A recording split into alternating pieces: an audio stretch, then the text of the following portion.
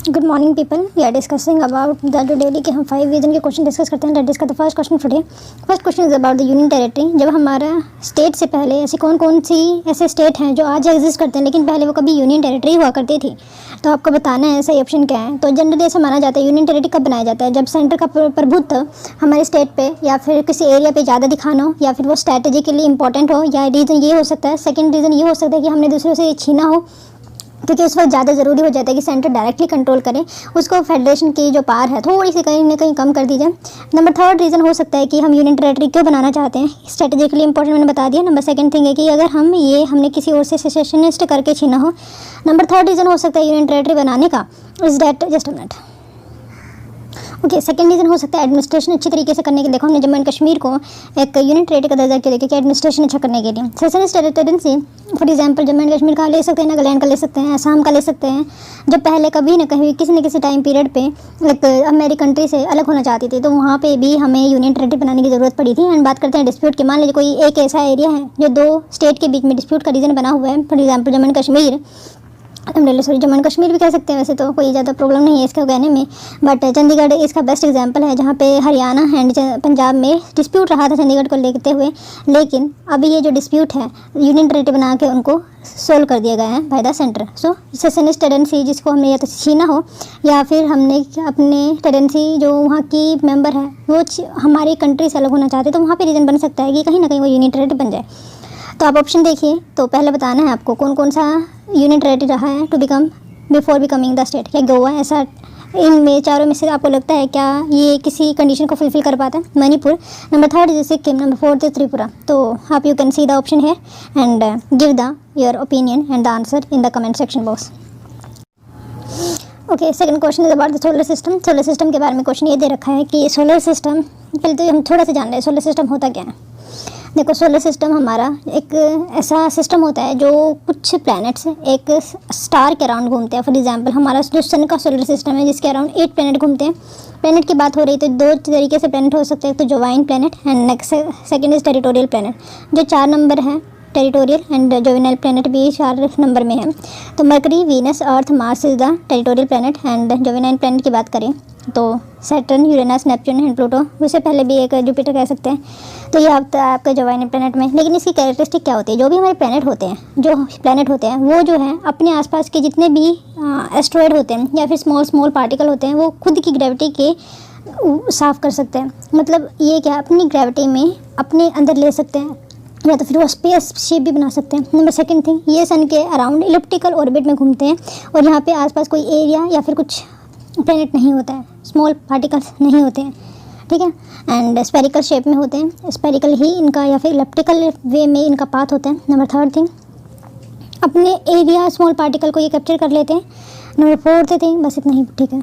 और इनकी कभी कभी नेचुरल सैटेलाइट भी होती है that help in maintaining the centre of gravity towards the sun, और ये पेयर में घूमते हैं जिसकी वजह से इलिप्टिकल पाथ बनता है। तो आई थिंक इतना बहुत है। Let's see the statement regarding the solar system. क्या ऑल प्लैनेट रिवॉल्व करते हैं around the sun in circular orbit? क्या ये सर्कुलर ऑर्बिट में होता है? Number second, all the planet have a natural satellite. क्या ऐसा है कि जिस सभी प्लैनेट जितने भी हमारे सन के सोलर सिस्टम है सबके पास नेचुरल सैटेलाइट होना ज़रूरी है? क्या ये सही है? इनर प्लैनेट जो हमने बात की टेरिटोरियल प्लैनेट की, क्या इनर प्लैनेट जो है उनके पास रिंग सिस्टम भी होता है अराउंड देम? तो आपको बताना कौन सा यहाँ पे सही है, फर्स्ट, सेकंड से थर्ड, फर्स्ट या फिर none. Next question is about the which of the following history philosophical thought से रिलेटेड है इन इंडिया के, which of the following is not correct. Okay, यहाँ पे कुछ स्कूल दे रखे हैं फिलोसफी के, तो आपको बताना है इनमें से कौन सा करेक्ट नहीं है। नंबर फर्स्ट है संख्या या फिर संख्या स्कूल, जिसको गिनती कह सकते हैं, जिसने कहा है कि materialistic and spiritual view of life को रिप्रेजेंट करता है। नंबर सेकंड, वेदांतिक स्कूल में फोकस किया जाता है कि नॉलेज सबसे ज़्यादा इंपॉर्टेंट है you wanted to achieve the salvation. Number third is Vaisheshika school जो प्रोपाउंड करते हैं एटॉमिक थ्योरी को। Number fourth is according to Nyaya philosophy salvation जो है अटेन की जा सकता है परफॉर्मिंग पीनियंस रिचुअल। मतलब क्या कि आप बहुत ही ज़्यादा कठोर रिचुअल परफॉर्म करो। फॉर एग्जाम्पल वैसे इससे रिलेटेड नहीं, जैनिज्म में संथारा जो फॉलो किया जाता है तो पीनियंस रिचुअल है जहाँ पे आप ना तो किसी को हाथ लगाते हो। नंबर सेकंड थिंग, आप गिव अवे कर देते हो अपनी जितनी भी वांट होती है, मतलब खाने की वांट को भी आप गिव अवे कर देते हो eight the time of the 80 से अगर आपकी अबो एज हो जाती है। तो आपको बताना कौन सा यहाँ पे गलत है, नॉट करेक्ट है। क्या सम के फिलोसफी में मेटेरियल स्पिरिचुअल व्यू को ज़्यादा फोकस दिया जाता है? वेदांतिक स्कूल में नॉलेज बहुत ज़्यादा इंपॉर्टेंट है।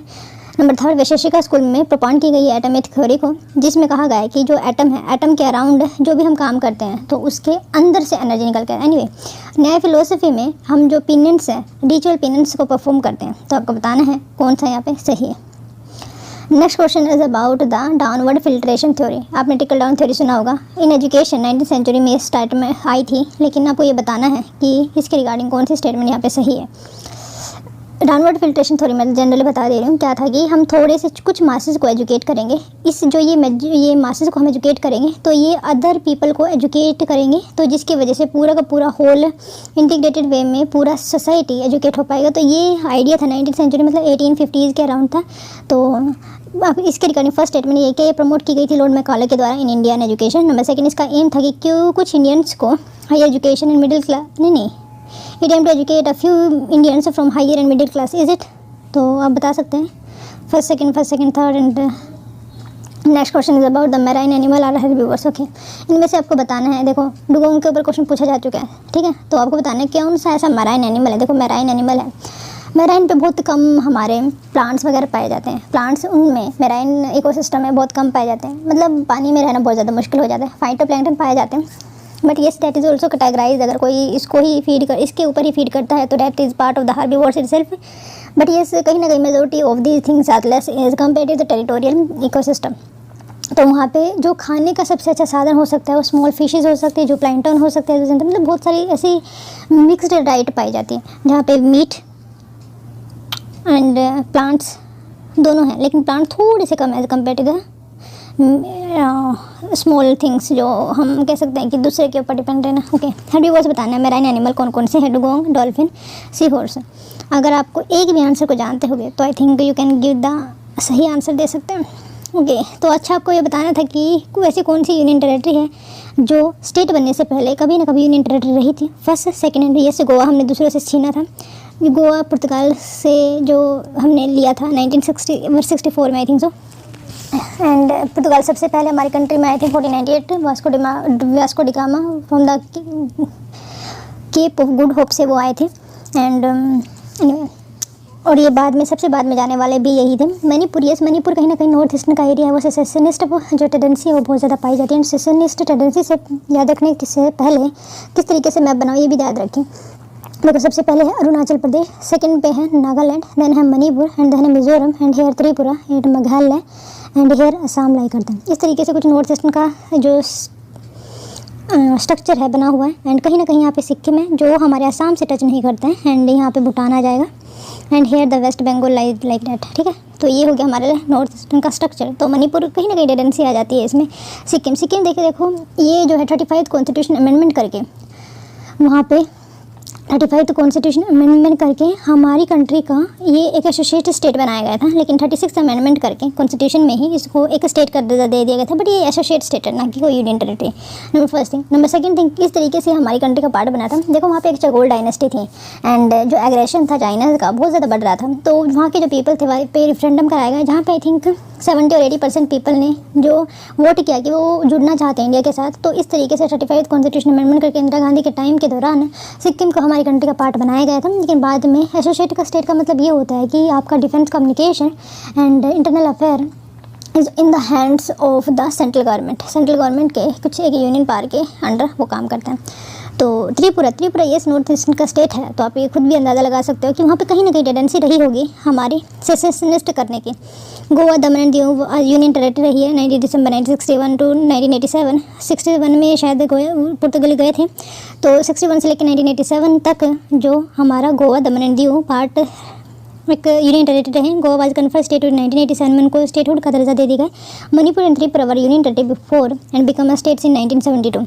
सिक्किम जो है एक never a union territory, it become a protectorate of India in 1974 the 35 constitution amendment of 1974 it was made a state, hence first, second, fourth option is correct, right. I think you can get the things that I wanted to convey here. Okay, solar system की बात की थी। क्या हमारे all प्लैनेटरीज नहीं circular orbit नहीं होता है, बल्कि एक इलिप्टिकल ऑर्बिट कह सकते हैं, तो that is wrong. All planets have natural set नहीं। जो हमारा मरकरी एंड वीनस है उनके पास सैटेलाइट नहीं है। मरकरी, वीनस, अर्थ के पास एक सैटेलाइट है, अर्थ, मार्स के पास 2 है जिसका नाम डोमिनोज एंड फोबोस है, वो इनर प्लैनेट है, रिंग सिस्टम नहीं। इनर प्लैनेट के पास नहीं, जो वाइन प्लैनेट जो है, जो पहले 4 हैं उनके पास रिंग सिस्टम ना होते हुए जो लास्ट के 4 है उसके पास रिंग सिस्टम है। तो ये भी स्टेटमेंट गलत है, तो नन इज द करेक्ट है। All planet revolve around in the fixed part called the orbit. Planet जो रिवॉल्व करते हैं इलिप्टिकल ऑर्बिट में करते हैं, ना कि सर्कुलर ऑर्बिट में। ऑल द प्लैनेट है मरकरी एंड वीनस जो है नेचुरल सैटेलाइट नहीं है। एंड सेकंड इज नोट कराया, जो आउटर प्लैनेट है जो विन प्लैनेट इनको कहा जाता है, गैसियस ओरिजिन से है। जिस फॉर एग्जाम्पल जुपिटर है वो ब्लू कलर का दिखता है बिकॉज ऑफ द CH4 की मात्रा वहाँ पे बहुत ज़्यादा है। एंड रिंग सिस्टम भी है, जैसे हमारे सैटर्न की बात करें, सैटर्न की रिंग सिस्टम बहुत ज़्यादा फेमस है, बट ये जुपिटर के अराउंड भी है, बल्कि जो वाइन प्लैनेट जितने भी हैं उनके अराउंड होते हैं। Okay, next question about the philosophical thought के ऊपर था, इनमें से बताना था आपको नोट करेक्ट। तो नोट करेक्ट की बात करें तो according to okay yes, Sankhya philosophy जो है मेटेरियलिस्टिक एंड स्पिरिचुअलिस्टिक व्यू रखता है, लेकिन विशेष का फिलोसफी भी मेटेरियलिस्टिक व्यू रखता है। और ये एटॉमिक थ्योरी कन्नड़ के द्वारा ये शायद प्रपोनाउंस की गई थी। वेदांतिक स्कूल में नॉलेज के ऊपर फोकस किया जाता है। अगर आपने विवेकानंद के बारे में सुना हो तो उन्होंने बहुत ज़्यादा फोकस दिया था Vedantic school. Even Raja Ram Mohan Roy also proponent of the Vedantic school of thought there. Third, जो नया फिलोसफी क्या कहते हैं, salvation can be attend by perform, नहीं ऐसा नहीं है। देखो, नया फिलोसफी में सबसे ज़्यादा इंपॉर्टेंट है, just a minute, Nyaya school was developed system of logic according to Nyaya salvation जो अटेंड की जा सकती है through acquisition of knowledge. For example that is similar to Vedantic school, but इसमें भी थोड़ा सा डिवीजन हो जाए, जैसे विशिष्टवाद एंड अविशिष्टवाद। तो we are not going so much updating the main objective of Mimamsa. अच्छा, तो यहाँ पे भी logic is main important. Nyaya philosophy देखो क्या सही है क्या गलत है, you have the enough knowledge to calculate the right thing and the wrong thing. तो ये हमारे यहाँ पे गलत हो जाए, लेकिन देख ले रहे हैं रीजन है और क्या दे रखा है। संख्या फिलोसफी जब वर्ड ऑन करता है creation evolution more to nature than to God. मतलब क्या है कि देखो, जब संख्या फिलोसफी ओरिजिनेट हो रहा था तो उनका एक व्यू था, पॉइंट था कि हमारा जो इवोल्यूशन हुआ है नेचुरल वे में हुआ है, लेकिन बाद में जिस तरीके से डिफरेंट प्रोपागेंडा आते रहे, डिफरेंट उनके शिष्य बनते रहे, तो मेटाफिजिकल स्टेज पे ज़्यादा चलेगी, जहाँ पे गॉड का एक इंपॉर्टेंट कंसिडरेशन सामने आया है। वैसे ही एक Samkhya philosophy a type of materialistic point रखता है। The creation the world was attributed to both nature and spirit. तो in beginning the school was materialistic था एंड लेटर बिकम स्पिरिचुअलिस्टिक, ठीक है। According to Vedanta philosophy Brahma जो है रियलिटी है and everything else जो है वो अनरियल। मतलब क्या है कि जो कुछ हम काम करते हैं that is revolve around the Brahmas. Brahma की नॉलेज में ब्रह्मा अगर चाहेगा तो ये होगा ही नहीं, बट टाइप ब्रह्मा का जो हम कंसिडरेशन करते हैं in the spiritualistic point of view, तो हम कोशिश करते हैं कि जो ब्रह्मा है वो सभी चीज़ के जनक है। तो उसी जब जनक को अगर ब्रह्मा है तो हर चीज़ के, तो हम कह सकते हैं कि हर चीज़ ही ब्रह्मा है। तो इस फिलोसफी को वेदांता फिलोसफी ध्यान रखती है। विशेषकर स्कूल जयपुर पर करता है materialistic view also of the life. According to the विशेषकर फिलोसफी मेटलिस्टिक ऑब्जेक्ट जो है made up of atom and it proponent the atomic theory. तो विशेषकर फिलोसफी में एटॉमिक थ्योरी आती है। नए फिलोसफी जो है लॉजिक के ऊपर बेस्ड है। नए स्कूल सेलिब्रेशन जो अटेंड की जा सकती है अगर आप अच्छी नॉलेज, सही ढंग की नॉलेज सही वे में पाते हैं तो दे बिलीव इन द पावर। अच्छा, अब बात करते हैं मीमांसा स्कूल भी है। मीमांसा स्कूल जो है ये बोलता है कि हम मंत्र से, देखिए the main objective of Mimamsa school is to establish the authorities of the Vedas. Vedas में जो लिखा गया वह सही है, ये मीमांसा स्कूल बोलते हैं। They form the rules of the Vedic interpretation meet mean that they are much more focus on the Vedic interpretation. They believe in the power of the mantras and they yajnas and they believe that this power sustain the activity of the universe. जो धर्म है perform the Vedic rituals. Next question is about the Macaulay के बारे में था। और downward filtration theory 19th century में ये प्रमोट की गई थी लॉर्ड मकाले के द्वारा। इसका मेन एम था कि हम फ्यू इंडियंस को एजुकेट करें मिडिल एंड हायर क्लासेस को, ताकि फर्दर डाउन करें, फर्दर इनिशिएटिव लें ताकि जो अदर पीपल है वो भी एजुकेशन पा सके। डाउनवर्ड फिल्ट्रेशन थ्योरी प्रमोट की गई थी लॉर्ड मकाले के द्वारा एजुकेशन के फील्ड में। ये अडोप्ट की गई थी British because of the post, क्योंकि उनके पास इतना ज़्यादा फंड नहीं था। 1813 में सबसे पहले एक बार 1 लाख रुपए दिया गया था। बाद में कुछ डेवलपमेंट हुआ है regarding this changes in the education system, but at that point of time main aim is to get maximum benefit and if they are investing in the education, और तो ये उनके लिए वो वेस्टिंग था एंड बट ये necessary भी था। अगर आप अच्छी तरीके से एडमिनिस्ट्रेशन करना चाहते तो एडमिनिस्ट्रेशन की जो जनरल फिलोसफी है ब्रिटिश की वो मैच करनी चाहिए आपकी general philosophy that are going to be held in education system.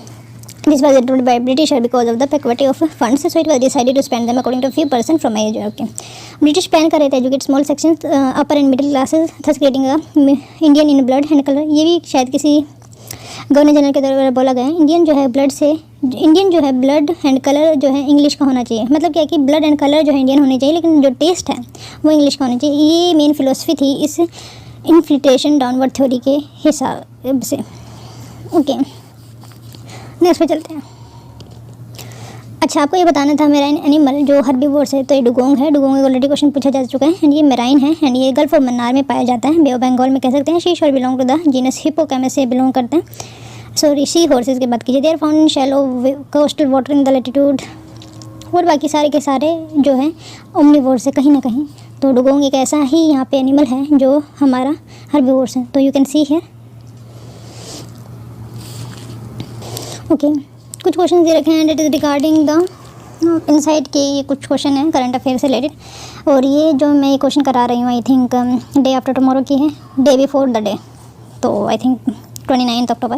Okay, green room meeting जो न्यूज़ में रहती है तो किस चीज़ से रिलेट करती हैं, तो आपको पता होना चाहिए जी, ये जो है WTO से रिलेट करता है। तो G20 meeting sometime in news, क्यों क्या होता है इसके अंदर, ये देख लीजिए। द इनफॉर्मल नेम जो है director general conference room, it use to refer to the meeting of 2040 heads of the delegation. This meeting can take place elsewhere such as that the ministerial conference भी हो सकती है, can be called by the minister chairing the conference as well as the director general. तो that is a part of the G20। मतलब simple जो है ministerial head है वो अगर मिलते हैं जाके तो उसको ये बोला जाता है। अच्छा, ये शायद कंसिडर करना फॉलोइंग स्टेटमेंट को रिगार्डिंग द परख जो है उसके रिगार्डिंग कुछ क्वेश्चन है, कुछ स्टेटमेंट है। जनरली परख जो है नेशनल असेसमेंट सेंटर है, मतलब क्या है कि आप क्रेडिट करते हैं कि ये आगे है ये पीछे है, एक्रेडिटेशन करना, ये जो है परख का मेन एम है। स्टूडेंट असेसमेंट करना एंड इवेलुएशन करना, all school board, all school चाहे वो CBSE हो ICSE हो अक्रॉस द कंट्री। तो ठीक है, ये इंक्लूड करता है नेशनल एजुकेशन पॉलिसी में, ये इंक्लूड करे this autonomous institution is under the ministry of education. Number 3 is it also quite guide standardise testing to monitor learning outcome at the state and the national level.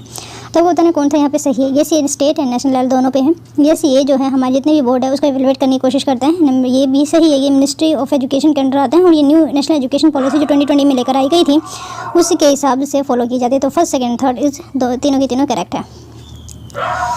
ये अच्छी तरीके से नहीं हुआ है anyway. Okay, next question is about the national labour bureau के बारे में। जो लेबर ब्यूरो है वो डेटा एंड सर्वे करता है, यूनियन मिनिस्ट्री के कॉमर्स एंड इंडस्ट्री के अंदर आता है। नेशनल लेबर ब्यूरो एक एम करता है कि हम किस तरीके से quality data rural agriculture industrial worker का इकट्ठा कर पाएँ। The foundation of labour bureau जो ट्रेस किया जा सकता है, रॉयल कमीशन जो लेबर सेटअप किया गया था बिफोर इंडिपेंडेंस, मतलब क्या कि लेबर ब्यूरो जो है बिफोर इंडिपेंडेंस सेटअप किया गया है, क्या ये सही है? तब बताना कौन सा यहाँ पे सही है। Second and third is correct because labour bureau जो है चेक करने के लिए हम निकालते हैं कि किस तरीके से हम इन्फ्लेशन को टारगेट करते हुए किसी भी पर्सन की जो इनकम है बढ़ाई जा सके। तो सी इज़ करेक्ट है, first is not correct.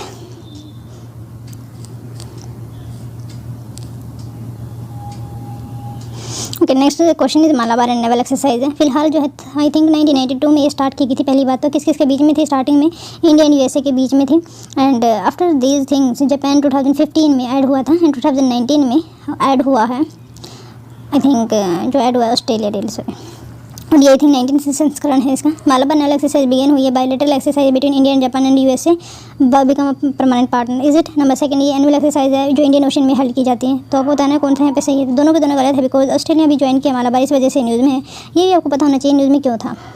Australia would join the Malabar 2020 naval exercise consisting of India, Japan and the USA. This will formally bring together the militaries of the, पहले हमने USA के साथ 1992 में ये परमानेंट एक्सरसाइज की थी, बाद में जापान को ऐड किया एंड देन नाउ ऑस्ट्रेलिया। यह bilateral exercise India and USA के बीच में Japan become permanent in 2015 and past non permanent जो पार्टिसिपेंट रहा वो सिंगापुर था। 2018 में जो एक्सरसाइज कंडक्ट की गई थी गुआन में फिलीपीन के कोस्ट पे इन द 2019 के, मतलब क्या है जापान के आसपास का जो एरिया जहाँ पे फिलीपाइन जो नज़दीक पड़ता है तो वहाँ पे गुआम फिलीपाइन में कंडक्ट की गई थी। India sign maritime information sharing agreement किसके साथ? Maritime domain awareness with Australian Japan and similar agreement discussion किया जा रहा है आई थिंक सिंगापुर और USA के साथ। तो आप याद रखना maritime domain awareness that is sign between the India and Japan and Japan and Australia. Next पे चलते हैं। 5 जो स्टैटिक क्विज के क्वेश्चन है, लेट्स सी। ओके, ये उल्टा हो गया, I am really sorry for that. Consider the following statement regarding the 1909 के एक्ट के हिसाब से। देखो ये जाना क्यों जाता है, बिकॉज कि यहाँ पे मुस्लिम्स के लिए सबसे पहले कोटा तैयार किया गया रिजर्वेशन के लिए जॉइंट इलेक्टोरेट के वे में। सेपरेट इलेक्टोरेट जॉइंट तो नहीं, सेपरेट इलेक्टोरेट मुस्लिम को दिया गया था एंड 1909 में सबसे पहले जो सत्येंद्र सिन्हा है उनको ऐड किया गया था वाइसराय की काउंसिल के अंदर। तो ये इस वजह से फेमस है। एंड नंबर 3 फेमस ये है कि यहाँ पे सप्लीमेंट्री क्वेश्चन बजट के ऊपर पूछे जा चुके थे एंड जो सप्लीमेंट्री क्वेश्चन सबसे ज़्यादा पूछे जाने वाले तिलक सर थे एंड और बस इसके बारे में इतना ही पता होना चाहिए फिलहाल। तो अच्छा 99 में क्या इन्होंने इंक्रीज़ की थी सीट को लेजिस्लेटिव काउंसिल में both central and provinces. Number second, in the for the first time it provide for the association of Indian with the adjective, मतलब क्या कि यहाँ पे एग्जेक्टिव काउंसिल में इंडियन को ऐड किया गया था। इन्होंने communal representation Muslim and Christian के लिए स्टार्ट किया था। Is it? तो आपको बताना कौन सा यहाँ पे सही है। यस, फर्स्ट सही है, क्योंकि यहाँ पे कहीं ना कहीं देखो 99 के बाद हमारा जो जब हम पढ़ते हैं कॉन्स्टिट्यूशन का डेवलपमेंट एंड इवोल्यूशन किस तरीके से हुआ, तो सबसे पहले जो हम ट्राई करते हैं, जो फर्स्ट कोट करते हैं मेजर प्रोविज़न 1999 का 1892 से स्टार्ट हो जाता है, बट 99 में फर्स्ट टाइम इलेक्शन को भी यहाँ पे अच्छे तरीके से डिफाइन किया गया था। First thing. Number second thing, जो क्वेश्चन है रिगार्डिंग बजटिंग, उस पर ऊपर सप्लीमेंट्री क्वेश्चन पूछे जा सकते थे। नंबर थर्ड, इसमें वायसराय की काउंसिल को थोड़ा एक्सपेंड किया गया था both central and provincial level. Number fourth thing is about कि इसमें एक वायसराय को भी ऐड किया गया था जो इंडियंस था, और elected and official and non official member की यहाँ पे कैटेगराइजेशन भी स्टार्ट हो गया था। वैसे वो ऑलरेडी था, बट यहाँ पे एक्सपेंड कर दिया गया था इस स्कोप को भी। तो ये एग्जीक्यूटिव काउंसिल में पहले से डॉक्टर सचिंदर सिन्हा हमने बोल ही दिया, लेकिन ये थर्ड गलत है, बिकॉज यहाँ पे क्रिश्चियन नहीं है, सिर्फ मुस्लिम को दिया गया था। तो first and second is correct है। तो देख ले रहे हैं इनसाइट ने क्या इसका एक्सप्लेनेशन दिया है। इंडियन काउंसिल एक्ट ऑफ 99, जिसको हम मोरले मिंटो रिफॉर्म के बारे में भी जानते हैं। और मोरले कौन थे? मोरले थे सेक्रेटरी जनरल, जो ब्रिटिश की पार्लियामेंट में कैबिनेट मिनिस्टर हुआ करते थे। मिंटो जो थे यहाँ के वायसराय थे। It is considered to increase the size of the both legislative council, both central and the provincial level, and it is for the first time the association of Indian with the executive council, the viceroy and governor. It introduced the system of a communal representation for Muslim by accepting the concept of the separate electorate, and the Muslim member were to be elected only by the Muslim voter. तो ये हमारा separate electorate की परिभाषा थी जो 1909 में accept की गई थी। 1906 में मुस्लिम लीग की स्थापना हुई थी। नेक्स्ट क्वेश्चन पे चलते हैं। During the British Raj the term amal का मतलब क्या होता था? ये पूछ ले जाते हैं। AMLH अमल का मतलब होता था कि जो विलेज हेड नहीं ऑफिसर था, मतलब जो हमारा ज़मींदार थे उनको हेड करने वाला जो स्टाफ होता था, तो उसको बोला जाता है। तो B is the correct at the time of the rent collection and officer of the zamindar usually the amalla came under to the village, but rent collection was perennial problem. Sometime had a bad harvest and low price made by payment of dues and difficult for the rate. तो at other time rate deliberated delayed payment. बस उसको अच्छी तरीके से system को coordinate करने के लिए ये पोस्ट को बनाया गया था। Let's see the next question. Next question is about the in the early decade after the permanent settlement जब हमारा स्टार्ट हो गया था, कब किया गया था? 1793 में। किसके द्वारा किया गया था? मुनरो के द्वारा और कॉर्नवालिस के द्वारा ये स्टार्ट कर दिया गया था। ज़मींदार रेगुलरली फेल टू पे, लेकिन ज़मींदार जो है रेगुलरली जो है परमानेंट सेटलमेंट के हिसाब से रेवेन्यू नहीं दे पा रहे थे। और वो कितना था? 10/11 मतलब 1 पार्ट जो था ज़मींदार का था एंड 10 पार्ट जो है ये हमारे ब्रिटिशर का था।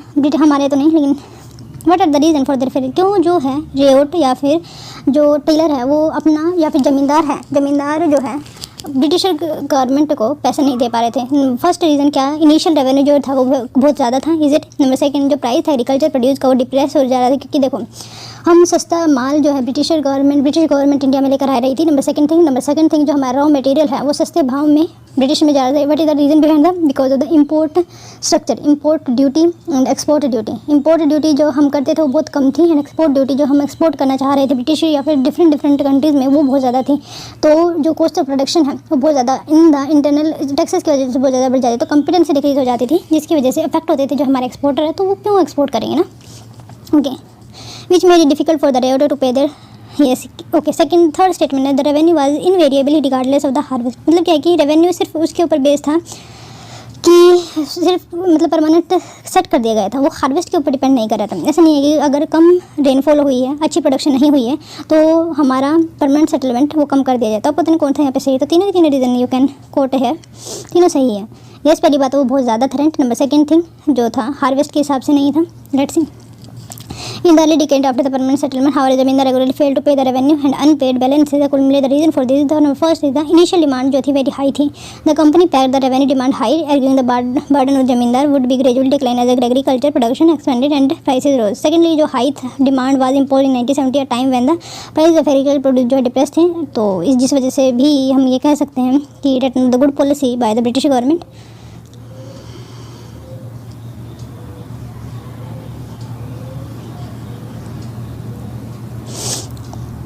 नेक्स्ट क्वेश्चन पे चलते हैं। Next question is about the Aitareya Brahmana. अगर आपने वैदिक फिलोसफी को पढ़ा है तो इन ब्राह्मण का नाम सुना होगा आपने। आर्त्रेय ब्राह्मण डॉटर थे, has been described as the source of pride, is it?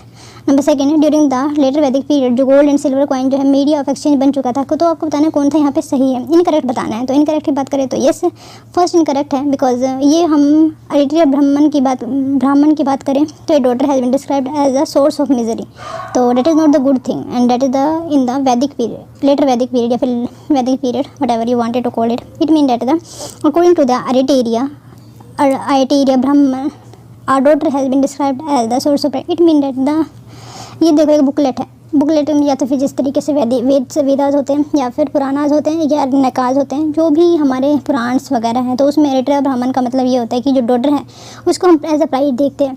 क्या ये सही है? या फिर जो लेटर वैदिक पीरियड में जो सोर्स ऑफ एक्सचेंज हो गया था, गोल्ड एंड सिल्वर कॉइन्स हो गया था, क्या ये सही है? तब पता ना कौन सा यहाँ पे गलत है। गलत की बात करें तो ए है, बिकॉज जो आर्त्रेय ब्राह्मण डॉटर जो है मिजरी का रीज़न माना गया है। Beside Nishka of the Rig Veda period, gold and silver coins like Satamana and Krishnhala were used as the media of exchange. It means that the Satamana जो हम gold को कहते हैं सतमाना, एंड कृष्णहाला जो है as the medium of I think silver coin को बोला जाता है, तो वो उस टाइम पे लेटर वैदिक पीरियड टाइम पे एक मीडियम ऑफ एक्सचेंज बन चुका था। Next question is about the advent of development of which of the following was termed as the neolithic revolution. तो इनमें से बताना है आपको किसको न्यूलिथिक रिवॉल्यूशन बोला जाता है। तो एग्रीकल्चर डेवलपमेंट जब हमारा 600 BC या फिर 1000 BC के अराउंड हुआ था, तो वहाँ पे हमारा सेटलमेंट हो गया था and it is part of the neolithic revolution. He Neolithic time period and is also the neolithic revolution because it make the sedentary life for the system. The Neolithic revolution, also called the agriculture revolution, marked the transition in human history from the nomadic जो bands था hunter and gatherer का agriculture settlement and early civilization इसी से बना है। तो इसी के साथ हमारा ये सेशन कंप्लीट होता है। Hope you like the video. If you like the video give a thumbs